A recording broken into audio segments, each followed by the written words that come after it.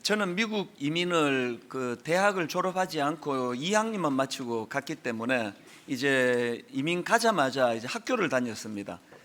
한국말로 공부하는 것도 어려운데 이 영어도 못하는데 영어로 수업을 듣고 영어로 시험을 보고 하자니까 참 많이 어렵더라고요. 그래서 여러 번 도중에 이제 학교를 관둬야 되겠다.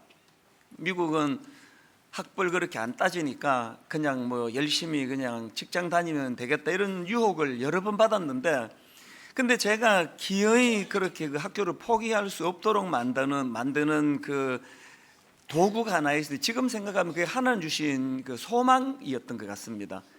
그 전에도 한번 고백을 했지만 20대 초반에 제 마음에 무슨 꿈이 있었느냐 하면은, 저는 이민 가서 이제 그 20대 초반이었는데요, 40살까지 막 미친 듯이 돈을 벌어 가지고 이제 40살에 돈 번 거 가지고 한국에 가서 고아원도 세우고 양로원도 세워야 되겠다, 그 어린 마음에 이제 그런 꿈이 있었습니다.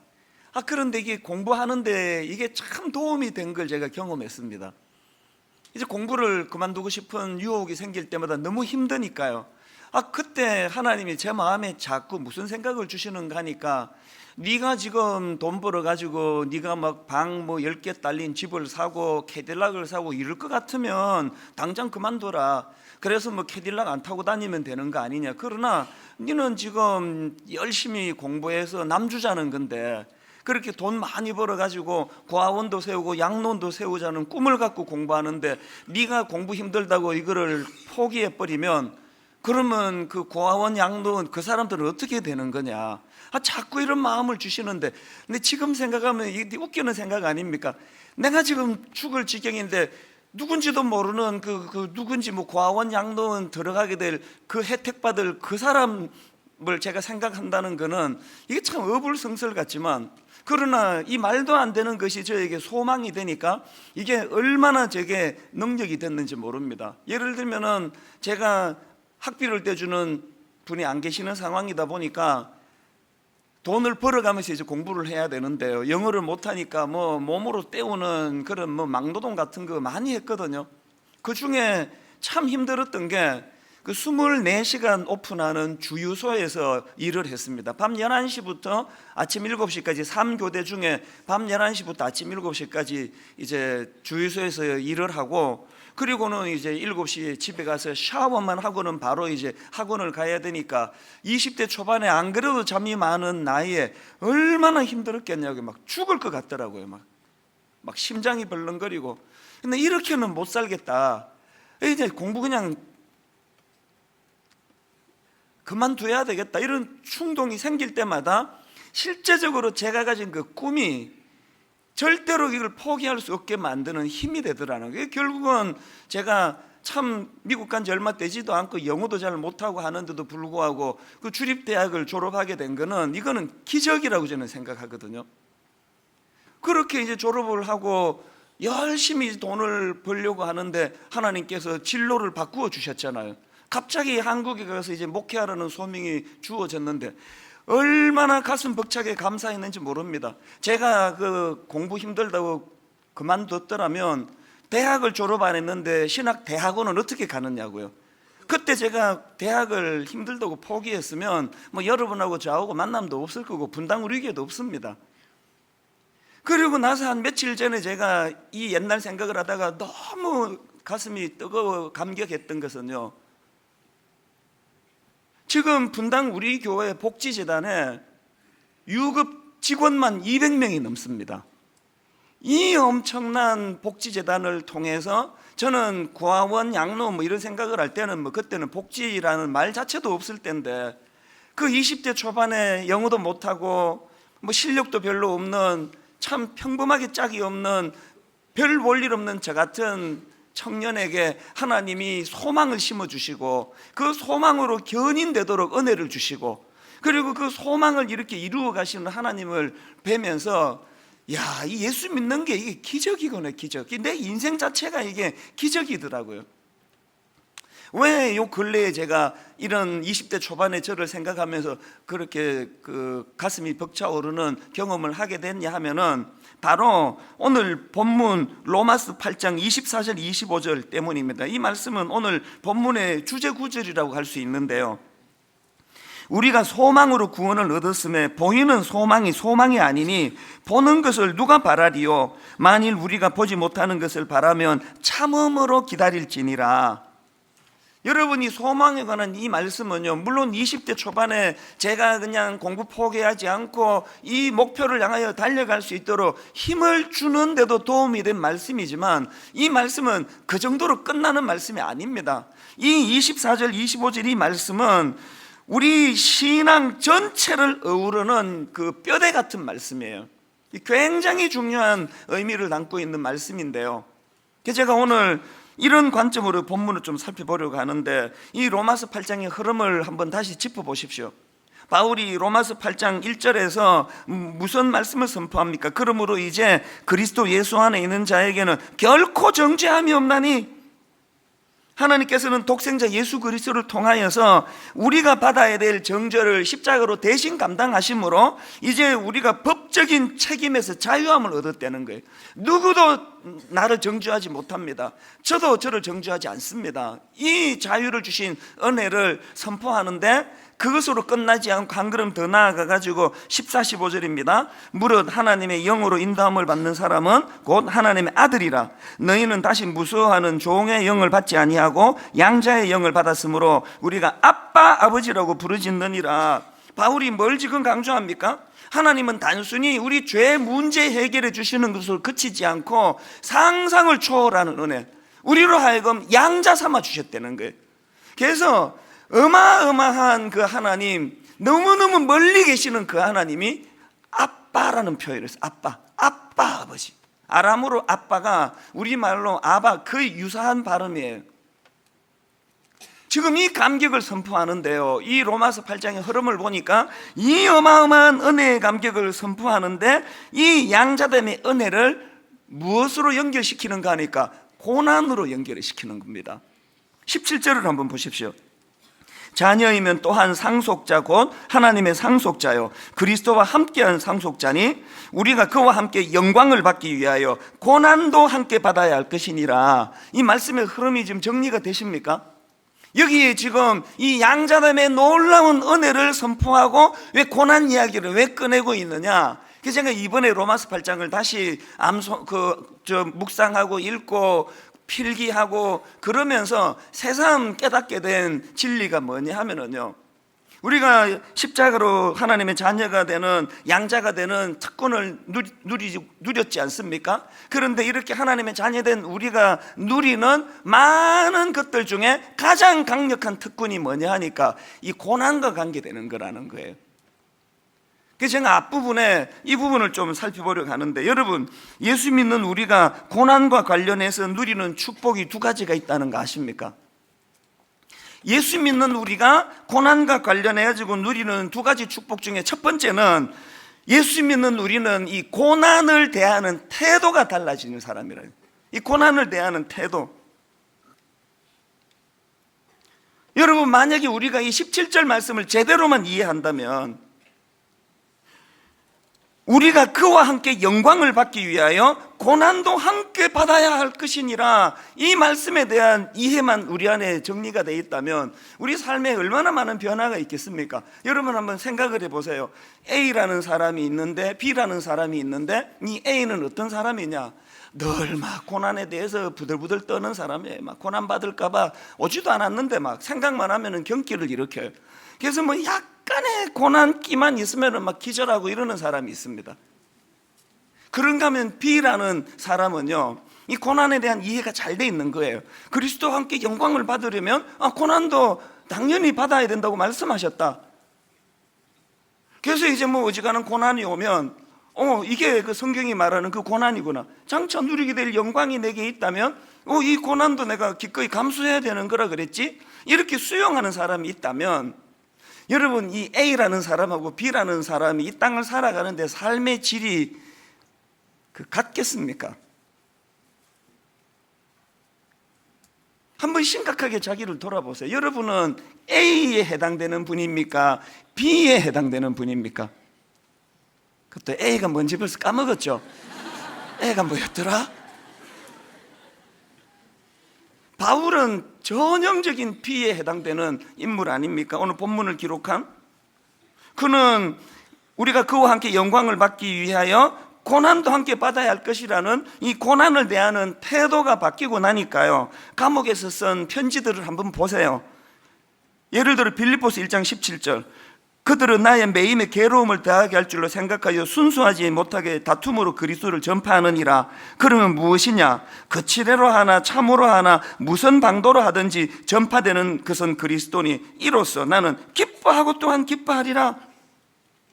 지금 바울이 주님과 함께 영광을 누리기 위해서는 고난도 함께 받아야 된다는 이해가 있으니까요, 지금 감옥에 갇혀 있는 그것만 해도 고통인데, 그 동료들이 바울을 라이벌 삼아가지고 바울을 괴롭히려고 지금 복음을 그렇게 불순한 동기로 복음을 전하는 이게 얼마나 상처가 되겠습니까? 제가 겪어보니까요, 불교 신자들이 막 저를 막 욕을 하고 비판을 한다면 그거는 영광일 것 같아요. 야, 이게 고난을, 복음을 전하다 당하는 고난이 이런 거겠구나, 이렇게 받으면 될 것 같은데, 정말 쓰라린 건요, 같은 목회자가 저를 모함하고 같은 목회자가 저를 있지도 않은 사실을 가지고 비방을 하는 것은 견디기가 어려울 것 같아요. 바울이 그런 상황이에요. 그런데 그런 견디기 어려운 그런 아픈 일을 그가 겪었는데 고난에 대한 태도가 달라지니까 이게 성경이 말하는 그 고난이구나, 그러니까 기뻐하고 기뻐하리라, 복음만 전해진다면 이런 여유가 생기는 거라는 거예요. 그래서 이 감옥에서 쓴 빌립보서 보면 1장 21절에 이는 내게 사는 것이 그리스도니 죽는 것도 유익함이라. 제가 늘 말씀드리잖아요, 이 적들이요, 바울을 어떻게 할 수가 없는 거예요. 적들이 바울을 감옥에 가두는 것까지는 하는데요, 감옥에서도 막 걸핏하면 기뻐하고 또 기뻐하리라 그러고 좀 열받으면 이대로 죽어도 괜찮다 그러니까 그럼 어떻게 하겠냐고, 이런 사람을요. 우리 집에 그 이남 일녀, 그 누나가 둘이고 막내가 아들인데요, 어릴 때 이 두 누나가 작당을 해가지고 이 막내 아들을 얼마나 약을 올리고 괴롭혔는지 몰라요. 그래서 이렇게 지들끼리 눈 찔끔 감으면서 약을 빡빡 올리면요, 얘가 화가 나가지고 그냥 못 견뎌하고 씩씩 그러면은 내가 항상 불러서 코치해 주는 게, 네 지금 누나 이런데 반응하면은 네가 지는 거다. 네 지금 이렇게 열받아 하면은 누나들이 재밌다고 이제 이것 갖고 더 놀린다. 그러니까 모른 척 해라. 아무렇지도 않은 척 해라. 100번 코치해도 소용이 없는 거예요. 안 통하는 게, 지금 현재에 당하는 고난이 너무 지금 심각한데 내가 장차까지 생각하겠냐고. 맨날 당하는 거거든, 맨날. 지금 여러분들이 지금 우리 막내 아들 그 초등학교 저학년 때 모습으로 사는 거 아닙니까? 사단이 여러분 툭 건드리면 재미있어 죽는 거, 조그만 고난의 기억자만 줘도 부들부들 떨고 그냥 까무러치고 이러니까, 바울처럼 고난에 대한 이해가 달라져 버리면은요, 사단이 무슨 재미로 건들겠습니까? 죽어도 좋다는데. 그런 담대함을 갖고 있다가 보니까 후배 디모데한테 권하는 말씀도 보십시오. 디모데후 후서 1장 8절, 그러므로 너는 내가 우리 주를 증언함과 또는 주를 위하여 갇힌 자 된 나를 부끄러워하지 말고 오직 하나님의 능력을 따라 복음과 함께 고난을 받아라. 암만 스승이지만요, 이렇게 권면하는 게 쉽지 않습니다. 저는 이렇게 타기가 좀 어렵더라고요. 목사님 먼저 솔선하시죠 이럴까 봐. 그 바울은 담대하게 니도 고난 받아야 된다 당당하게 요구하는 거예요. 그게 어떻게 가능했나? 디모데후서 2장 3절에 너는 그리스도 예수의 좋은 병사로 누구와 함께? 나와 함께 고난을 받아. 난 이미 지금 그 과정을 겪고 있다. 니도 마다하지 말고 이 길로 와라. 여러분, 오늘 한국교회에 참 슬프고 슬픈 비극은요, 이런 스승이 없다는 거 아닙니까? 이렇게 자기가 고난의 길로 멋있게 걸어가면서 후배들을 향해 이 길로 와, 내가 걸어가 보니까 이게 놀라운 영광이 여기 감추어져 있다, 이렇게 리드하는 어른이 없는 시대가, 이게 비극 아닙니까? 분당 우리 교회의 순장님들이, 우리 교회의 많은 어른들이 이런 바울이 디모데를 리더하는 지도자가 된 것처럼 그런 많은 어른들이 우리 교회에 계시기를 간절히 바랍니다. 지난번에 말씀드렸던 그 유석경 전도사 기억하시죠? 제가 바로 앞에서 그 말씀을 드렸잖아요. 세상 경험도 별로 없는 이 젊은 여전도사가 직장암 말기, 암덩어리가 커져가지고 육안으로 보일 만큼 튀어나왔다는데, 암덩어리가 갈비뼈를 바깥으로 밀어내가지고 뼈가 다 휠 정도로 고통 속에 빠져있던 상황인데, 이 젊은 여전도사가 그때 뭐 했는지 아십니까? 전국을 다니면서 복음을 전했습니다. 전국을 다니며 복음을 전했는데, 이 유석경 전도사가 죽기 직전 맨 마지막에 했던 설교 제목이 뭔지 아십니까? 고난 중에 기뻐하라예요. 설교 제목이. 한번 상상을 해보세요. 지금 암덩어리가 이 갈비뼈를 밀어낼 정도로 지금 암이 지금 커졌다면 숨 쉬는 것도 지금 벅찰 것 같아요. 막 얼굴에 핏기는 하나도 없고 막 몇 마디 하면 막 호흡이 가쁘고, 그런 사람이 강단에 서가지고 고난 중에 기뻐하라라고 이렇게 설교를 했다면요, 그 모습만 봐도 은혜가 될 것 같아요. 그 모습만 봐도. 우리 이런 질문을 던져야 됩니다. 어떤 질문이요? 아니, 그 젊은 여전도사는 세상 경험도 별로 없는데 어떻게 그 무서운 고난 앞에 저렇게 담대할 수 있을까? 비결이 뭘까? 대답 간단한 거 아닙니까? 그 여전도사도요, 바울처럼 오늘 본문 17절에 대한 정확한 이해를 갖고 있었기 때문입니다. 자녀이면 또한 상속자고 하나님의 상속자요, 그리스도와 함께한 상속자니 우리가 그와 함께 영광을 받기 위하여 고난도 함께 받아야 할 것이니라. 고난에 대한 시각이 달라지니까 수용하는 거 아닙니까? 오늘 여기서 말하는 고난도 함께 받아야 할 것이니라는 그 여전사처럼 암이라는 질병이 찾아와서 겪는 고통도 말하지만 물론 내포되어 있지만, 더 근원적으로 여기서 고난은요, 내가 예수 믿기 때문에 겪어야 되는 고통을 말하는 거예요. 여러분에게 이 17절이 있습니까? 자녀임은 또한 상속자고 하나님의 상속자요, 그리스도와 함께한 상속자니 우리가 그와 함께 영광을 받기 위함이라. 이렇게 하고 끝난 거 아닙니까? 여러분, 예수 믿는 것 때문에 겪는 고난이 있습니까? 여러분, 예수 믿는 것 때문에 치르고 있는 대가 지불이 있습니까? 우리 같은 모태 신앙이 참 좋은 게 많은데요, 치명적인 게 뭐냐? 예수 믿는 것 때문에 고난을 받아본 적이 없어요. 교회 나가는 것 때문에 핍박을 받아본 적이 없거든요. 내 고등학교 때만 해도요, 옆에 친구 교회 다니다 성경책 찢고 막 몽둥이로 피 터지도록 두들겨 맞고 뭐 그런 친구들이 우리 고등반에도 여학생도 있었고 남학생도 있었습니다. 저는 그런 걸 겪어본 적이 없어요. 나 교회 나간다고 고난, 교회 안 나간다고 고난은 많이 받았습니다. 성경 암송 안 한다고 고난은 엄청 받았습니다. 밥도 안 주시고 막 그래가지고 예수 잘 안 믿어서 내 고난, 그 말인데, 하여튼 여러분은 지금 예수 믿는 것 때문에 어떤 고난을 받고 계세요? 어떤 대가 지불을 치르고 계세요? 뭐 아무런 대가 지불 없고 영광만 달라는 거야. 영광만. 이렇게 그냥 주일날 이웃 주민들에게 폐가 된다고 대중교통 좀 이용하자고 노래를 불러도 고난도 함께 받아야 되는 애를 싹 빼버리고, 내가 왜 고난 받아야 돼? 내 차 있는데. 그러면서 그냥 막 다 차 몰고 와가지고 여러분이 받을 고난을 이웃 주민들이 엄청 받고 있는 거죠. 이웃 주민들이 우리 때문에 지금 고난을 받고 있는 거 아닙니까? 이 문제를 깊이 생각하셔야 합니다. 그런가 하면은 두 번째로 하나님의 자녀들이 누리는 축복이 하나 더 있는데요, 그건 뭐냐? 그 고난을 통해 이 소망이 가진 힘이 얼마나 놀라운지를 경험하게 된다는 겁니다. 18절 생각하건대 현재의 고난은 장차 우리에게 나타날 영광과 비교할 수 없도다. 24절 우리가 소망으로 구원을 얻었음에 보이는 소망이 소망이 아니니 보는 것을 누가 바라리요. 만일 우리가 보지 못하는 것을 바라면 참음으로 기다릴지니라. 이 소망이 주는 힘, 여기서 우리가 기억해야 될 게 하나 있습니다. 여러분, 믿는 우리가 누리는 축복은요, 고난의 면제가 아니에요. 믿는 우리가 누리는 축복은 고난이 면제돼서 축복이 아니라 그 고난을 이길 힘이 제공되기 때문에, 그 고난을 통하여 영적으로 성숙해지고 그 고난을 통하여 깊은 하나님의 사람으로 변화되는 이것이 축복이지, 고난 면제가 이게 축복이 아니라는 그 말씀이에요. 하나님은요, 우리에게 가르치시는 모든 말씀의 초점은 다 장차예요. 장차. 성경은 양심껏 읽으면 이거 부인할 수가 없습니다. 모든 신앙의 근원은 장차, 장차, 장차.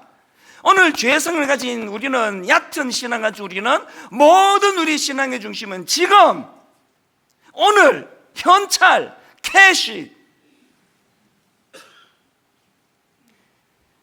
늘 얕은 오늘 누리는 그 달콤한 현찰에만 관심을 갖고 있는 미숙한 우리가 고난을 통해서 장차를 보는 눈을 갖기 시작한다는 거예요. 이게 본문이 말씀하는 내용 아닙니까? 여러분, 아까 그 유석경 전도사라는 여전도사 말이에요. 이 여전도사가 만약에 암이라는 고난이 없었다면 뭐 서울대 나오고 돈 잘 벌고 막 그렇게 세상에서 그냥 지금을 그렇게 잘 살았던 이 자매가요, 암 찾아오지 않았다면 절대로 그렇게 깊은 장차에 대한 이해를 가지고 이렇게 존경하는 자리로 못 갔을 거라고 저는 생각해요. 고난이 왜 유익입니까?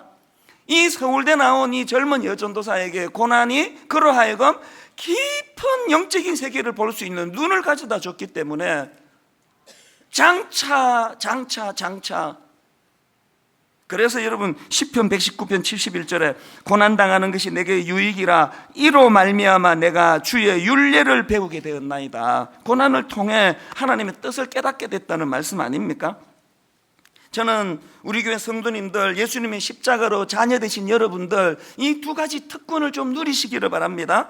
고난을 대하는 태도가 좀 달라지시기를 바랍니다. 어지간한 고난이 찾아와도 끄떡하지 않는 이 강함이 여러분에게 부어지게 되기를 바랍니다. 그리고 이 고난을 통해서 이 소망이 가진 힘을 맛보기 때문에 점점 깊이가 더해지는 그런 신앙인들이 좀 되시기를 바랍니다.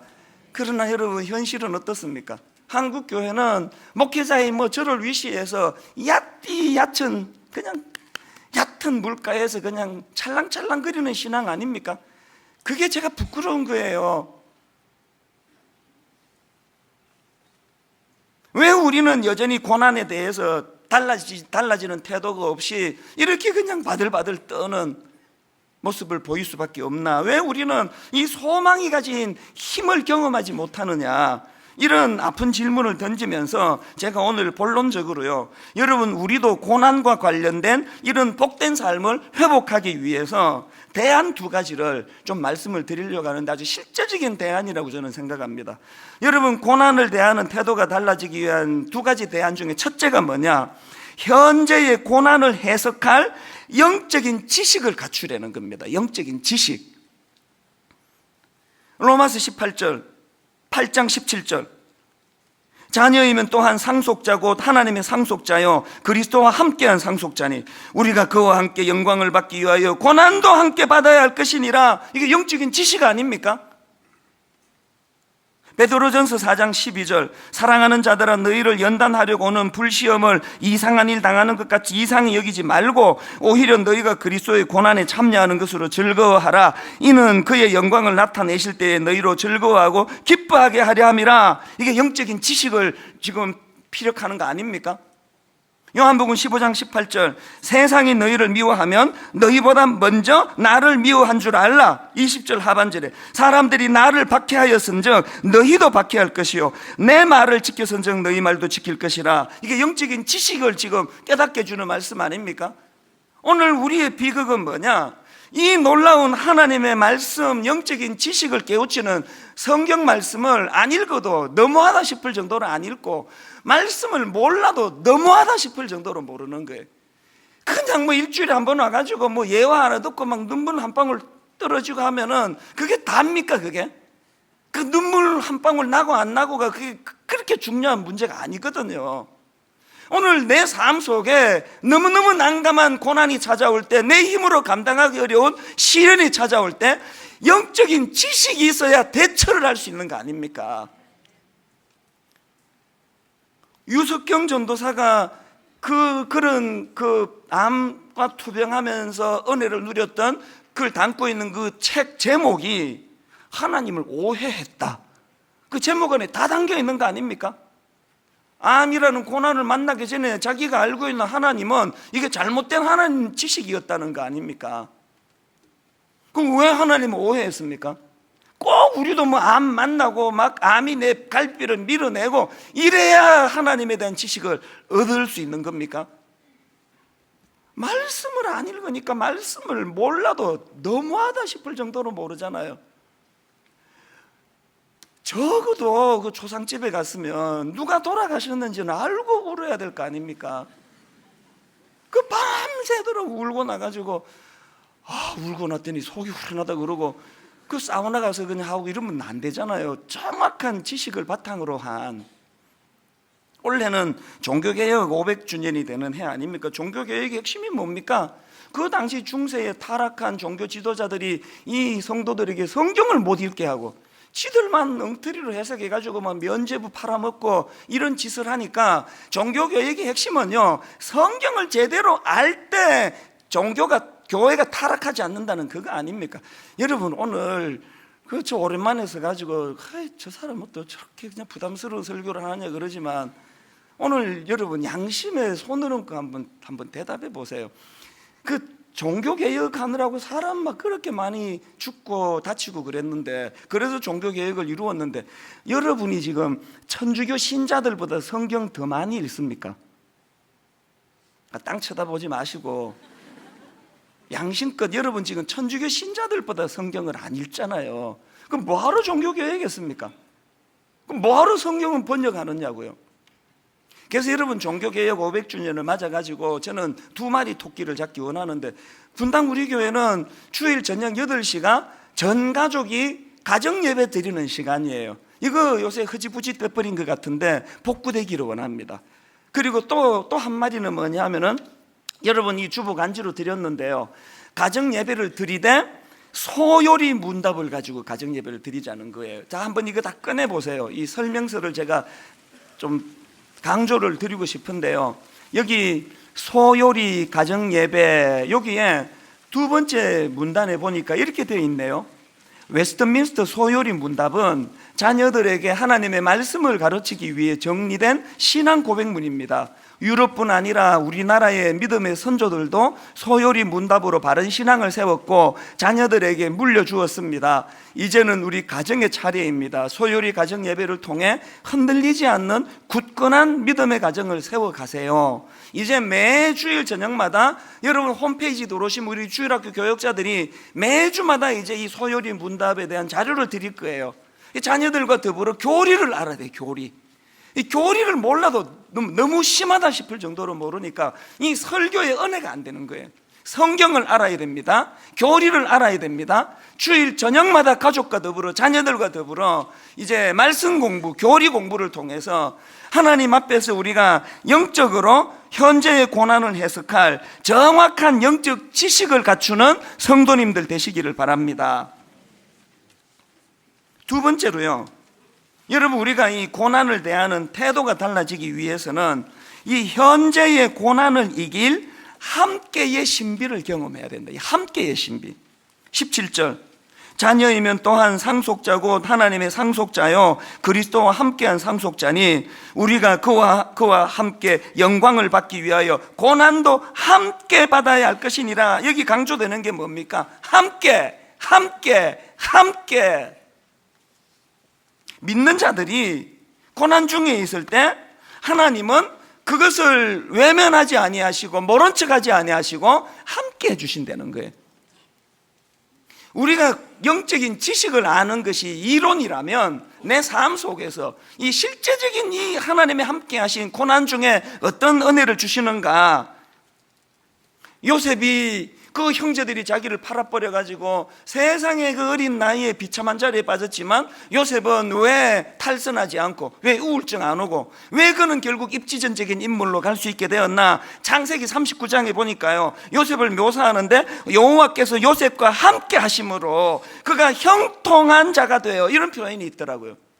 여호와께서 요셉과 함께 하시는 게 그게 형통이래요. 그래서 요셉이 지금 강간미수범이라는 누명을 쓰고 감옥에 들어갔는데, 성경적인 시각은 그게 형통이라는 거예요.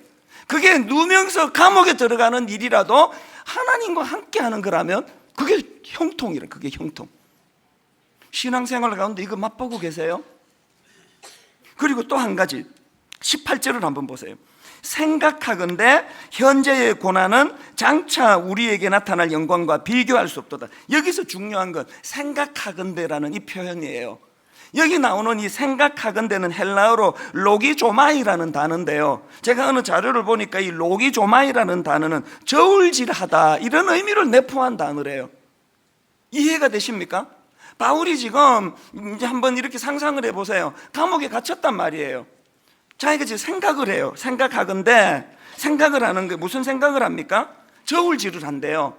근데 괜히 예수 믿고 감옥에 잡혀가고 두들겨 맞고 죽을 고생을 하고 억울하게 모함당하고, 그래서 예수 믿어서 겪는 고난을 저울질해 보니까 요 정도 나와요. 그리고 또 바울이 또 저울질하는 게 생각하는 거예요.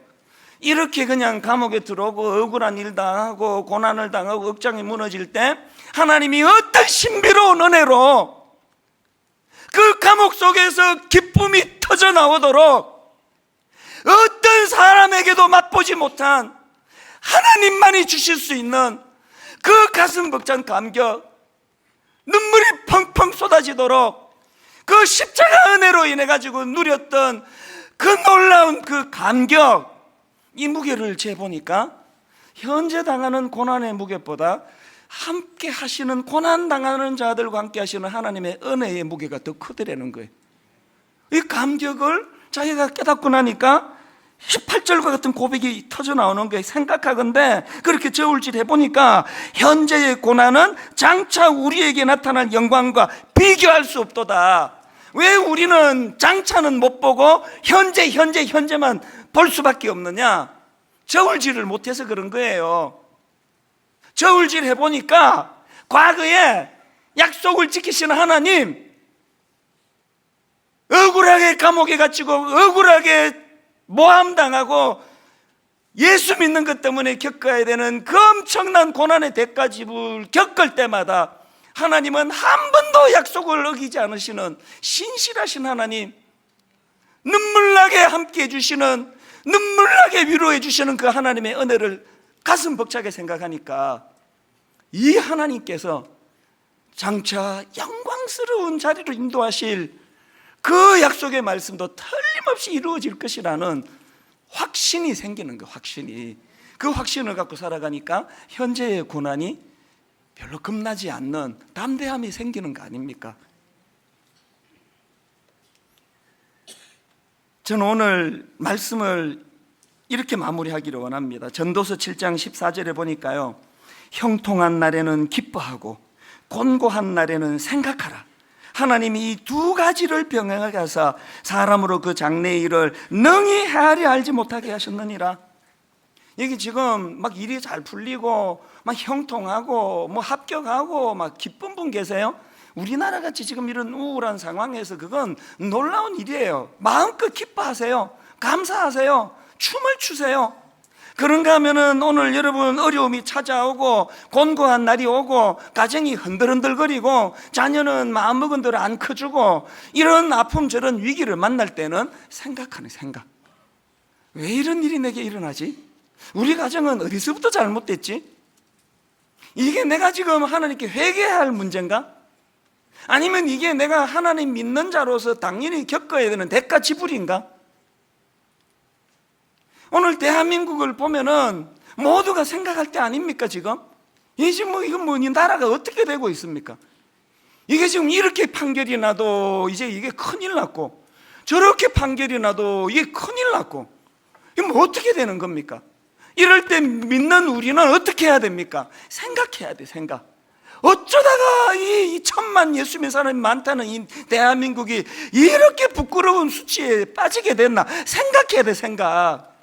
이 마냥 뭐 교회는 막 엄청 나오는데 어떤 대가 지불도 안 하려고 그러고 그냥 복 그냥 자기 복만 받아 누리고 나라를 위해서는 뭐 기도도 안 하고 이러니까 우린 믿는 사람들이 이게 회개해야 될 문제 아닌가 그렇게 생각하면서 각자가 이 나라와 시대를 위해서 해야 할 일을 피하지 않고 감당한다면은 인간으로는 답이 안 나오는데 하나님의 대안이 있을 거라고 저는 믿습니다. 오늘 저는 이 찬양으로 마무리하기를 원하는데요, 저는 몇 주 전서부터 이 찬양을 이 시간 기다렸습니다. 여러분과 함께 같이 부르기를 갈망했는데요, 참 처절하고 정직한 자기 고백이에요. 주여, 우린 연약합니다. 우린 오늘을 힘겨워합니다. 주 뜻 이루며 살기엔 부족합니다. 우린 연약합니다. 참 가슴 아픈 고백은 계속됩니다. 주여, 우린 넘어집니다. 오늘 하루 또 실수합니다. 주의 긍휼을 구하는 죄인입니다. 우린 주만 바라봅니다. 이 가슴 아픈 현실을 주님 앞에 토해 놓을 때 그때 갈망되어지는 게 은혜예요. 한없는 주님의 은혜. 하나님, 내가 예수 믿는 것 때문에 마땅히 겪어야 되는 고난은 하나도 없고 전부 내가 죄 짓고 타락하고 애 잘못 교육하고 세속화되고 이런 결과로 오는 부끄러운 고난투성이지만 그럼에도 불구하고 주님 은혜를 구합니다. 우리 나라를 살려주세요. 하나님, 우리 가정을 주님 좀 살려주시기 원합니다. 우리 한번 이렇게 설교 말씀을 기억하고 이 가슴 아픈 현실을 떠올리며 한번 이렇게 찬양하기 원합니다. 주여, 우린 연약합니다. 우린 오늘을 힘겨워합니다. 주 뜻 이루며 살기에 부족합니다. 우린 연약합니다. 정직하게 고백하시는 거예요. 주여, 우린 넘어집니다. 오늘 하루 또 실수합니다. 그래서 은혜를 구합니다. 주의 긍휼을 구하는 죄인입니다. 우린 주만 바라봅니다. 가슴 아픈 현실을 놓고 은혜를 구합니다. 한없는 주님의 은혜, 온 세상 위에 넘칩니다. 가릴 수 없는 주 영광, 온 땅 위에 충만합니다. 주님만이 길이오니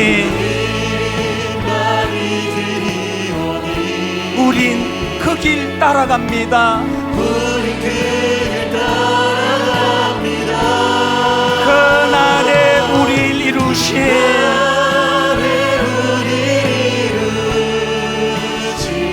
주님은 완전합니다.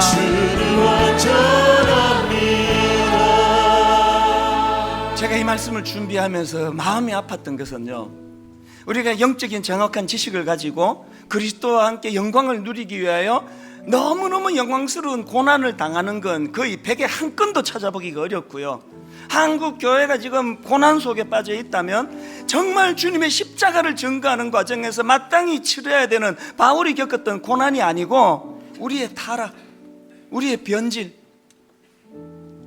너무너무 수치스러운 자리에 빠진 이게 부끄러운 가정도 마찬가지. 많은 가정이 지금 어려움에 빠져 있거든요. 눈물을 흘리는데 많은 가정이 어려움에 빠진 걸 돌아보면 부모가 하나님 앞에 불신앙, 부모가 세상적으로 너무 변질되고 부모가 세상적으로 세속화돼 가지고 그렇게 수년 동안 자녀들을 잘못 기른 그 결과물로서 아이들이 혼미한 상태에 빠져 있는 이 현실이 가슴 아프다는 이 현실이 우리가 주를 위하여 마땅히 겪어야 되는 차원에서 고난이라면 당당할 수 있는데, 그래서 한 번 더 후렴부터 찬양할 때 이런 자격 없는 자에게 주신 하나님의 은혜, 한없는 주님의 은혜, 한없는 주님의 은혜 온 세상 위에 넘칩니다. 우리 후렴부터 찬양할 때 주님 우리 대한민국 살려주시고 우리 가정을 살려주시옵소서. 한없는 주님의 은혜, 온 세상 위에 넘칩니다. 가릴 수 없는 주 영광,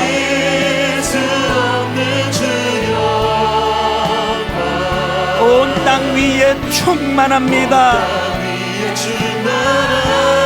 여러분 이렇게 선포하십시오. 주님만이 길이오니 우린 그 길 따라갑니다.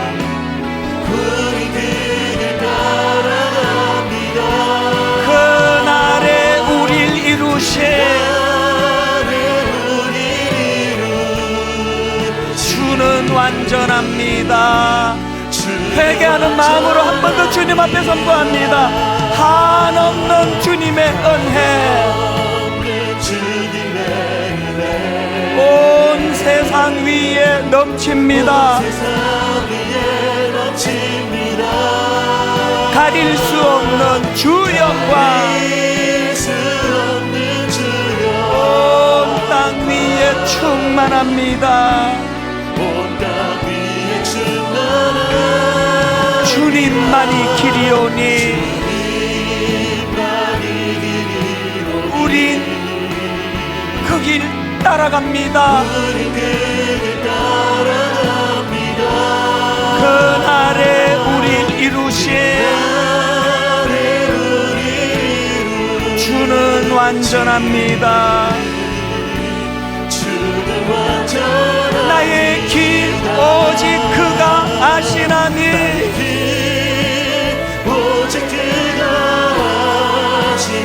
나를 단련하신 후에 내가 정금같이 나오리라. 우리 마지막으로 한 번 더 힘있게 선포합니다. 나의 길 오직 그가 아시나니, 나를 단련하신 후에 내가 정금같이 나으리라. 우리 다 같이 기도하시겠습니다. 우리 가정을 살려주옵소서. 아버지 우리 나라를 살려주시옵소서. 살아계신 하나님 아버지, 오늘 말씀 앞에 아버지 회개하며 나가기를 원합니다. 아버지 우리는 영적인 지식이 너무너무 모자랍니다. 우리에게는 영적 지식이 없습니다. 고난이 찾아올 때 아버지 거기에 대응할 만한 영적인 지식이 없습니다.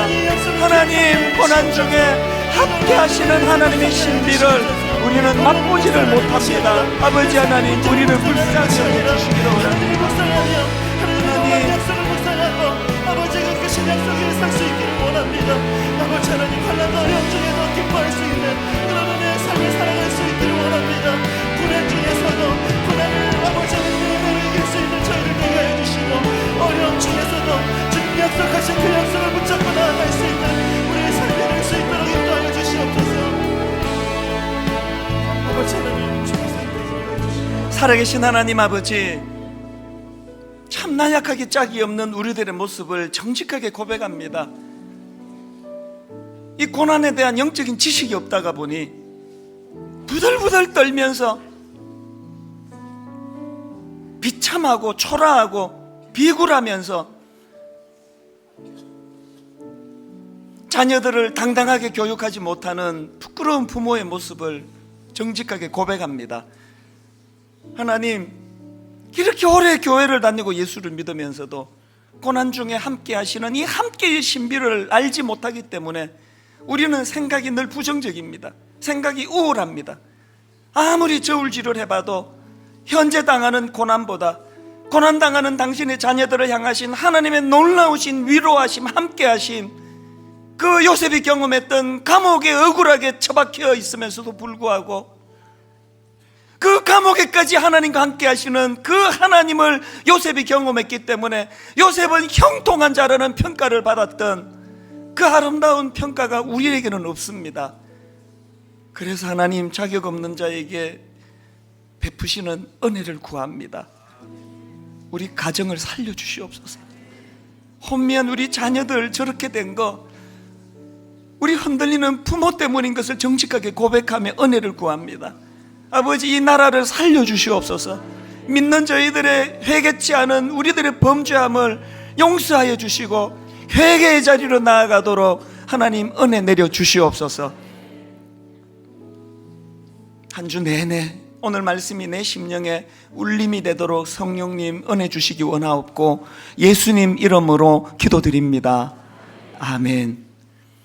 우리 다 자리에서 일어나셔서 오늘 말씀을 기억하시면서 주님 다시 오실 때까지 나는 이 길을 가리라 결단하며 이렇게 찬양합니다. 주님 다시 오실 때까지, 주님 다시 오실 때 나는 이 길을 가리라. 나는 이 길을 가리라. 좁은 문, 좁은 길, 고난의 길이에 나의 십자가 지고, 그런데 우리에게 소망이 있습니다. 나의 가는 이 길 끝에서 나는 주님을 보리라. 여러분, 우리에게 소망이 있습니다. 영광의 내 주님,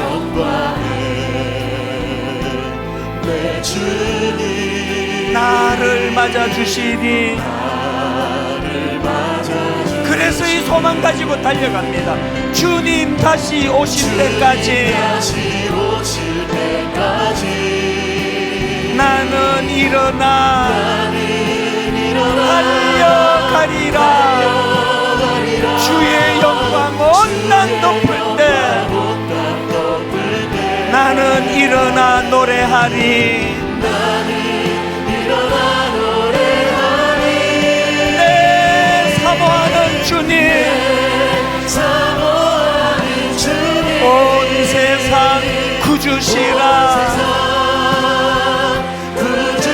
우리에게 소망이 있습니다. 내 사모하는 주님, 영광의 왕이시라. 주님 다시 오실 때까지 후렴 다시 한 번 더. 나는 일어나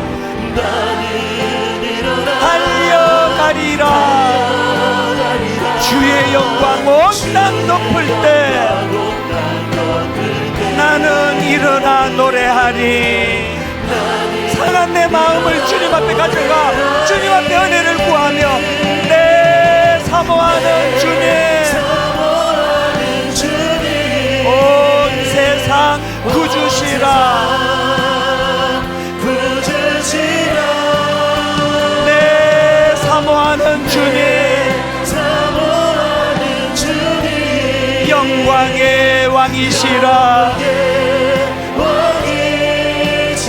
영광의 왕이시라.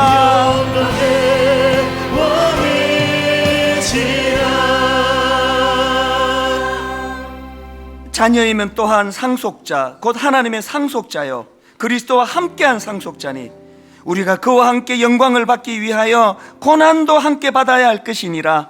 생각하건대 현재의 고난은 장차 우리에게 나타날 영광과 비교할 수 없도다. 하나님, 이 정확한 영적인 지식을 가지고 담대하게 한 주를 승리하는 저희들 되게 하여 주시옵소서.